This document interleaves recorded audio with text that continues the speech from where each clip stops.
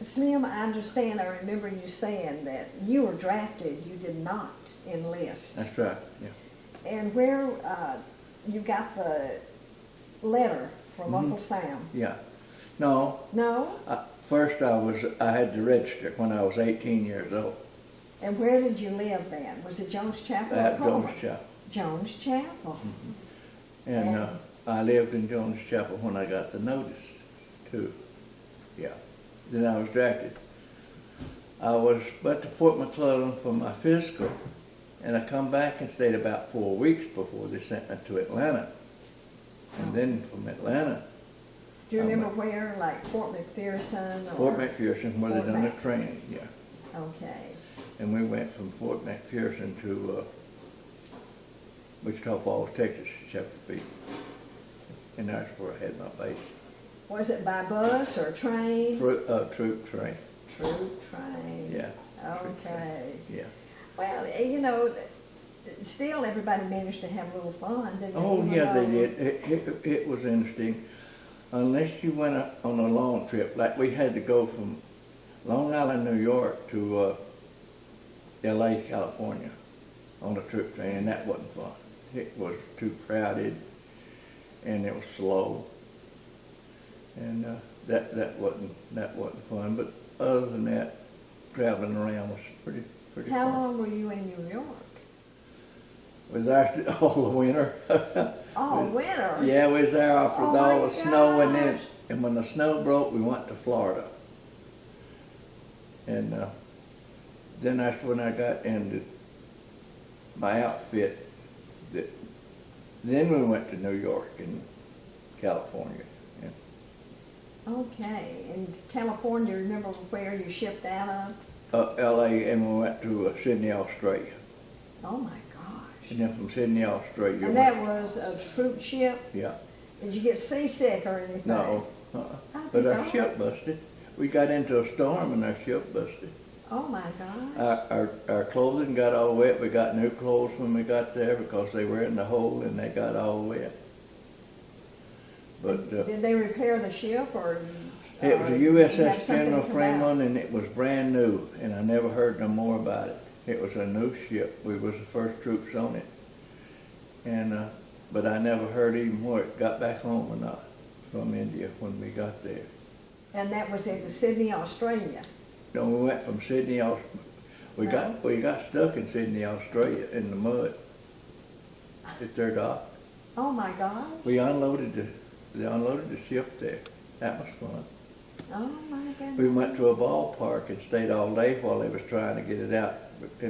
All the troops, we marched right down through the town of Sydney, Australia, Oh, for heaven's sake. Yeah. Okay. and stayed there on wheel all day.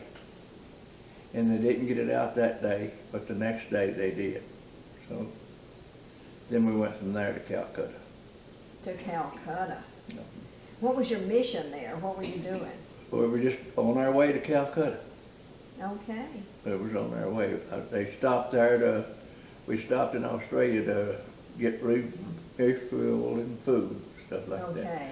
Back then, the ships took a long way to keep from getting torpedoed. It'd take a long way, they wouldn't make a direct route. Okay. All right. Were you in a fleet with other ships or by yourself? We was by ourselves. Oh, my gosh. We had the destroyers on each side of us, but other than that, there wasn't no more ships along. What were you doing in Calcutta? And then I had done that, and I went over to Burma and brought some trucks back there.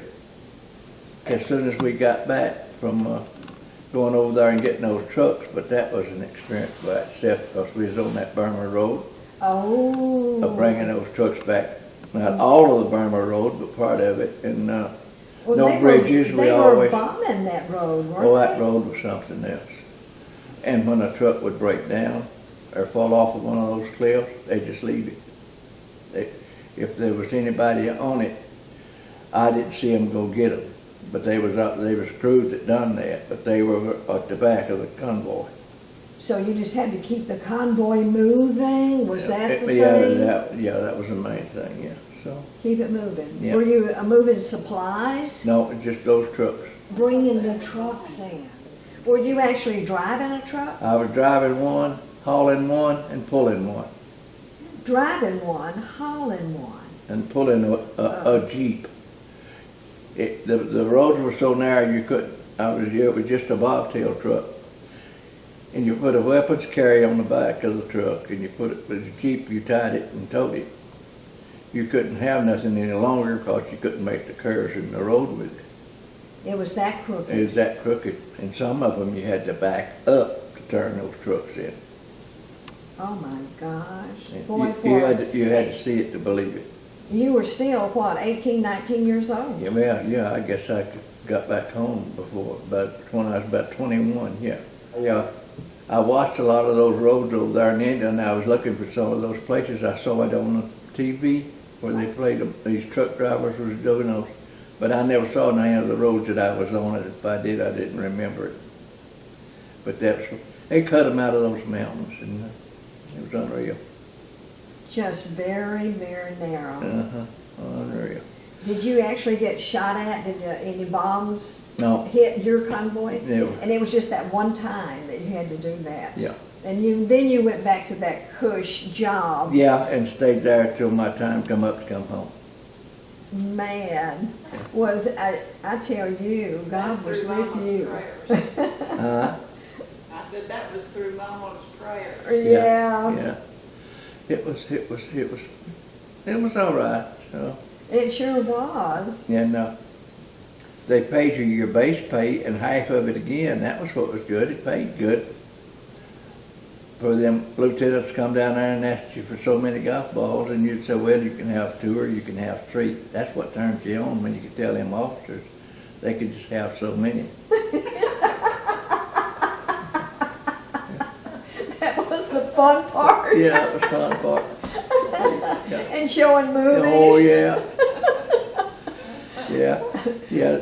I wish we had known that all these years. All the movies were outside, and the guys didn't have no backs. They sat on their benches that they watched the movies with. And you waited till dark, then you showed them the movies, and that was their entertainment. Well, I think you had a good experience I did. in your war. A lot of those wounded guys come back to that hospital. Oh, It's the 142nd General Hospital there in Calcutta. I think Jenny was right. You just had a great experience because you had praying parents that prayed for you. But I never heard any guns go off. You know, at no time. Yeah. Okay, so that's where you were when the atomic bombs were dropped in Japan. And Yeah, well, when the war ended in Germany too, I was in fact, the minute I was showing the movie on the night the war ended, when they run in there and told me, I got to tell them the boys on the speaker that Germany had quit. oh, Yeah. they surrendered and you got to tell it. Yeah. Oh, Slim, that was Yeah. a thrill. So, yeah, it was. So, Oh my gosh. but then that was how come that they knew it was going to die down because they're going to use that bomb, and it did. It did, you know. So Well, they dropped 2 before they gave up. Yeah. We had a Japanese friend that said her father had a factory, and she didn't really want it known, but the government took over his factory, and he told her, he said, we're not going to win this. And he said, but we're not going to have to worry about it. He thought the entire country of Japan would be annihilated. Yeah. He thought they were going to be blown off the face of the earth. He expected that. Yeah. He said, we won't have to worry about it. But it's... Oh, boy, it sure done a lot of damage, all And you right. left Calcutta to go back to the U.S.? Yeah, I did, and we come back. Calcutta. Yeah, we come back through the Suez Canal. Oh, And, my goodness. Yeah, our ship captain was a sightseer. He got off and left us sitting there in the canal over in Egypt, one of those My God. one of those little towns, and they run around with dates, selling dates all day long. So you could actually buy dates from the natives? Yeah, they throw them on the ship, or you would lower a container down. It was on the honor system. They hoped they got their pay. No. The only thing coming back that was exciting is we was wanting to get home, and that captain of that ship was sightseeing and over there. Yeah. Well, I guess he figured, and so did you come back into New York then, if you were coming from Europe? Yeah, we come back into New York, and then we got on a train, headed to Georgia, and then we went on a strike. The railroad people went on a strike. My gosh, in 1945? Yep, they went, and then we had to get on trucks and ride them on in. The trains just stopped. Oh, baby. Yeah, and that wasn't enjoyable either, but. No, that wasn't. That wasn't fun. Got on trucks, and where did you come into? We come back to same place we left from, ended up right back there. Fort McPherson in Atlanta. It was in Atlanta. So that was Fort McPherson then. Fort McPherson. And then you took a train or a bus? A To bus Coleman? to Birmingham and then up to Coleman. Oh my gosh, were Okay. you happy to get home? Yeah, I was. I got home in the middle of the night. It was about 3 a.m. And what kind of greeting did you get when you woke Well, up mom and dad late? They were glad to see me, of course. Yeah. Oh, yeah. But they were, when we got off the bus there in Coleman, there was a couple of cab drivers there, and I wasn't the only one that got off, but they was asking which way you were going. And I said, I'm going to Phelan, and there was some guy standing there and said, I'm going to Hansville, I'll give you a ride. Oh. And I got a ride, and To Jones Chapel? no. No? Mom and Dad lived in Phelan. That's when they lived just below our sawmill down there in Phelan when I come home. Okay, all right. And you woke them up in the middle of the night, but they didn't mind. No, they didn't mind. Sure did. Yeah. So you were dating Jenny before you even left? No. No? Met her later? It's after I got home I'd been home a while Okay. before I started dating Virginia. was engaged. All Your husband right. engaged to somebody else. But anyway, Mom and Dad still lived there when we got married, down there at that house in Phelan. No. So it wasn't too long after they hadn't moved anyway, and they moved around right smart. Uh-huh.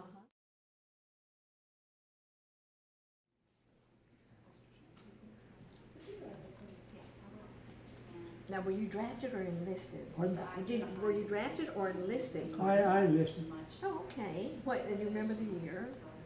I enlisted the day before I was 18. And which I was born in was? 26.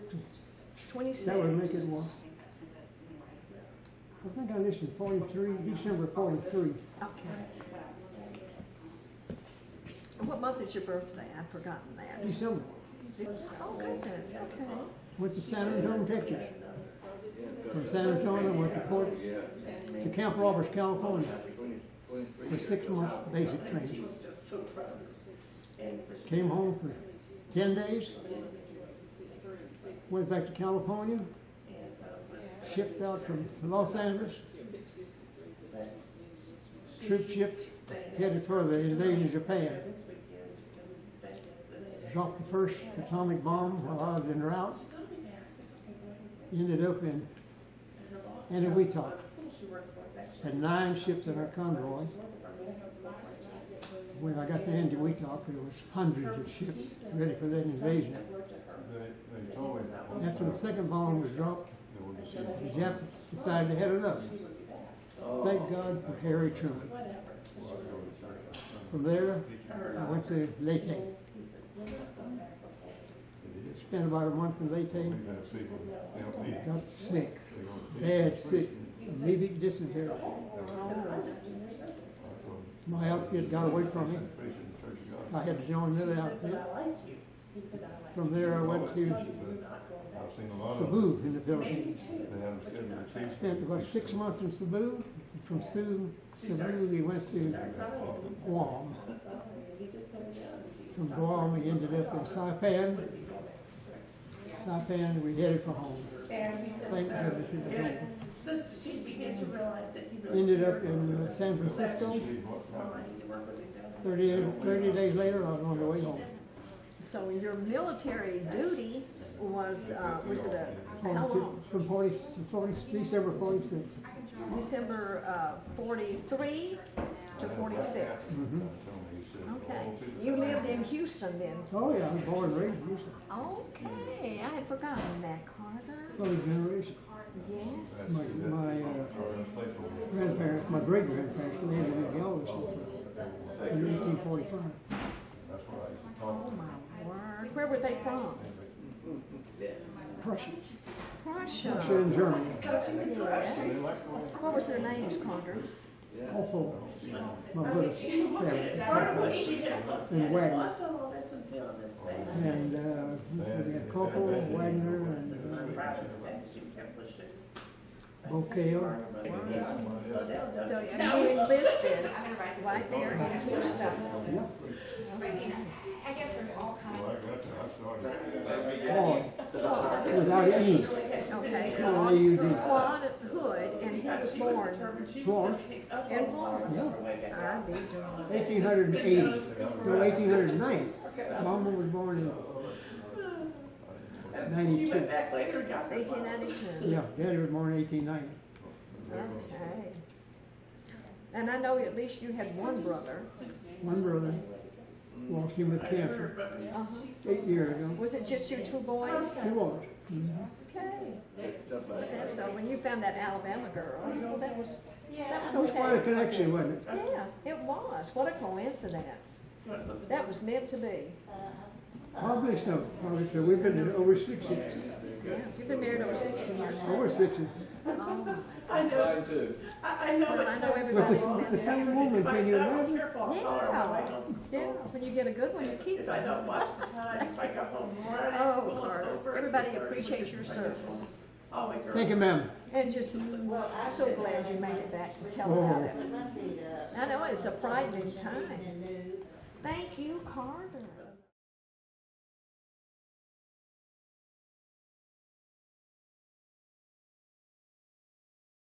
Chuck Lee, and he happens to have on a T-shirt about his military experience. It's Veterans of Underage Military Service. He has been involved in this organization of military men that happened to be underage when they went into the military out fighting the country's battles. It's amazing what you went through, and you don't realize until later how young you were, do you? No, not now. But my war was the Korean War. That was a long time ago. Yes, but you were still underage. That's true. That's true. How old were you, Chuck, when you joined? Barely 16. And that would have been Coleman, Alabama. Yeah. Yeah. But you went in, I didn't want to go to school, so I joined the you Army. were serving your country, but you came out and then went back. Yes. Well, they they went through a series of whatever. We're going to get you, we're going to find you, we're going to throw you in jail, and then we'll kick you out. But if you come in and tell us, we'll just let you go home.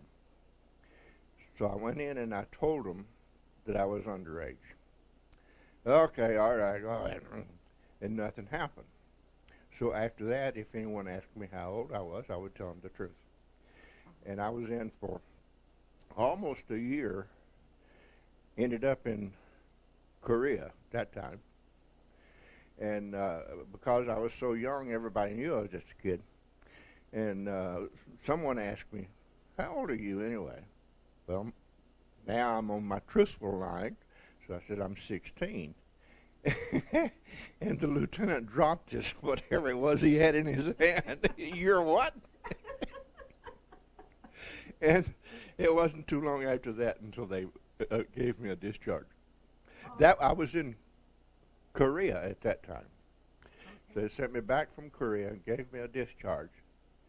And I stayed out until I was old enough to go back in, and I went back in and stayed. When I got old enough that my birth certificate could let me in legally, I went into the Air Force and spent the rest of my career in the Air Force. Oh, a great career, and that enabled you to further your career. So you ended up with... Well, yeah, I went in the Army with a 9th grade education, and when I retired, I had a master's degree. So the military gave me an education.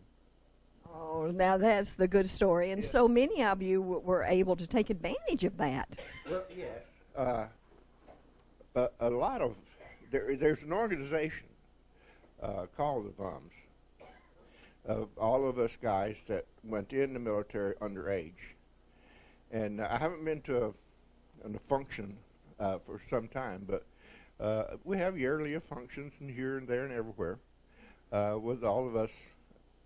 We call ourselves, I think it's for, I don't know which one I'm in. I think I'm in. You are in number 2. Number 2, okay. Chuck, out of that organization and all the fun you guys had together and all your stories, then came this book. Well, that's just one of 3. And you are in volume number 2. Yeah. And so if anyone has these volumes out here, you can check out Chuck Lee's in volume 2. Right. That's right. So been underage, and it had to get a little frightening, Chuck. Well, it was. But, of course, we've got the briefing. You know, we know you're in here, and we're going to find you, and we're going to put you in jail, and then we'll send you home. But if you come in and tell us, we'll just send you home. Well, I went in and told them, but nothing was done about it. And I ended up in Korea. But when they would ask me how old I was, I would tell them the truth. And we were in Korea, that was during the war, and the lieutenant asked me one day, he had me as a messenger, and he was complimenting me on my abilities to do this, that, and the other. And he says, young guys can do that better than the older guys. How old are you anyway? And I said, I'm 16. And he dropped his bedroll. You're a what? And it wasn't too long after that until I was on my way home. They caught you. Yeah. They caught up. But you had told them. I had already told them. They gave us that lecture. We know you're in here, and we'll find you, and we'll send you to jail, and then we'll send you home. If you tell us now, we'll just send you home with no jail. So I went in, confessed. So after that, I told him how old I was if I was asked. And when he asked me, how old are you anyway? And I said, I'm 16. He dropped his bedroll.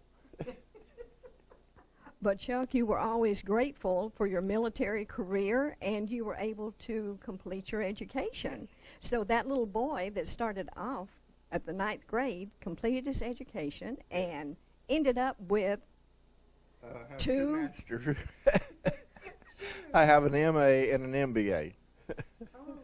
And taught a couple of colleges. Yeah, I did. Well, I didn't. I was not a full-time professor, but I was part-time. Well, you were a big chief anyway. Well, I enjoyed it. It was fun. I had a day job, so to speak, and I taught a little bit on the side, just because I enjoyed it. Oh, I know you do enjoy teaching, and for many years you were a Sunday school teacher too, weren't you? Yes, I did that. I did that first, actually. And teaching Sunday school, I guess, got me kind of interested in being an instructor. So I did it on the college level. Oh, where did you teach, Chuck? In North Carolina, I taught Campbell University and Reinhardt University. Well, actually, it was Reinhardt College, excuse me. And that's in Georgia. Yeah. That is super. Yeah. What a great journey story you've had, Chuck. It was interesting. And I enjoyed it, and Sharon enjoyed it. So we had a good life. Well, I remember you had one overseas stay where you were able to take the family. Goodness gracious, where was that? The- Philippines. And while I was there, I got a master's degree from the University of the Philippines. Oh my gosh. You just couldn't stay out of school. Well, it kept me busy. The family couldn't go, but the Philippines was a great experience for the children Yeah, they went to school there also, yeah. to enjoy that, and they were old enough to remember it. Oh, yes, yes. Uh-huh. As a matter of fact, David started the school there. Oh. Yeah, his first year in school was in the Philippines. Born in Dora, Alabama, July the July the 9th, 1927. And we lived around Birmingham and different places until I was 16. In World War II, that 1943, they had Army hospital ships. They couldn't get enough men to come out. And what we did, we went overseas, 30-day trip, would pick up all these wounded soldiers and bring them back. Sometimes we brought back German prisoners, brought back into Charleston, South Carolina. And where would you pick them up? Pick them up in France, we pick them up in Italy, and in England. We go into port and pick them up and bring them back. And some of them were burnt, scarlet, had a complete scarlet, just burnt all over, all that kind of stuff. And I did that for 2 years. And you mostly came back to port in Charleston, South Carolina. That's Yeah. where you brought the wounded back. Yeah. We brought them back there, and then we go back again. I mean, you're plowing through the Atlantic, and there were German ships out there. Oh, yeah, we had, Submarines, too. yeah, we had airplanes to fly over and drop word all around. Oh, my But the God. hospital ship was painted red and white, it had a cross on it. So Oh, they American knew, Red Cross. yeah, they knew that we were a hospital ship. But they didn't care. No, They still didn't wanted to care. kill you. And we thought maybe, at times we thought that we were going to sink themselves, but they never did. Did you ever get hit by a torpedo? No, we never did. But you had that worry all the time. You had that fear. Yeah, you're taking this, you risk your life every day because sometimes these same ships will carry supplies, to different places, and they knew we had it on there. And they didn't care if it sunk us or what. But it was, I spent 2 years doing that. When I was 18, I had to sign up for the draft. But at 16, you were able to get in with parental consent. Yeah, I had to go to St. Petersburg, Florida. I went through a 8-week boot camp, learning how to take care of myself and took us out on a coal burning ship. Yeah. You jumped off in the water and you took your shirt off and made a life jacket out of it.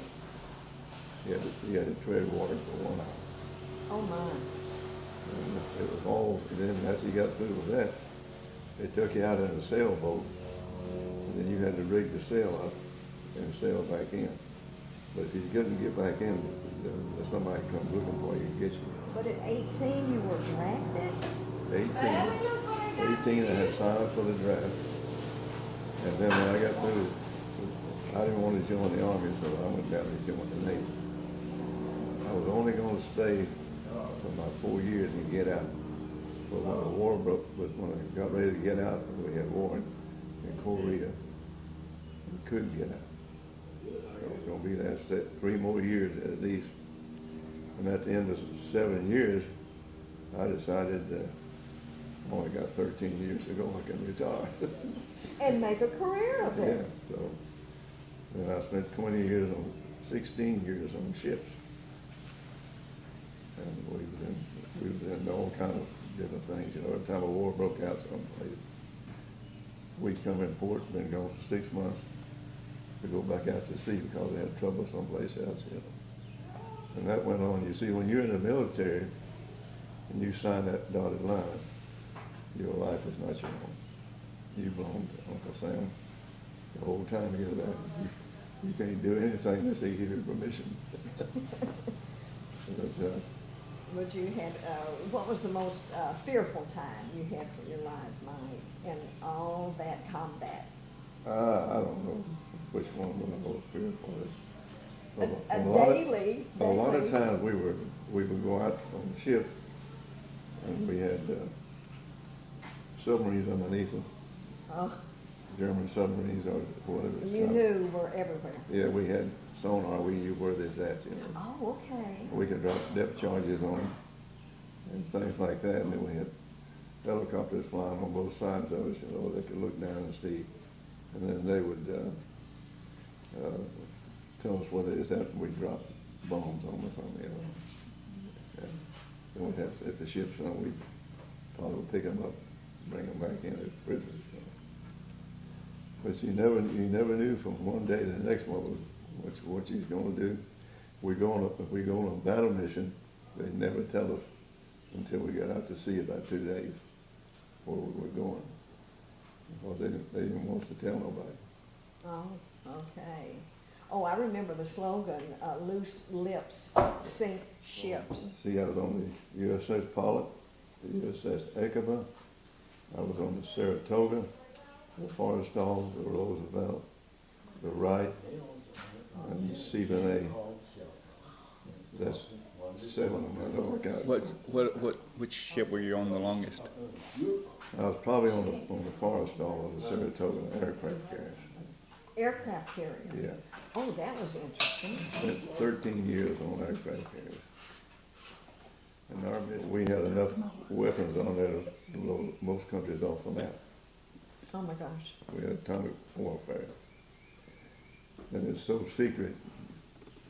And I'm on the ship and I'm part of the crew, they wouldn't let me see. They covered up with canvas.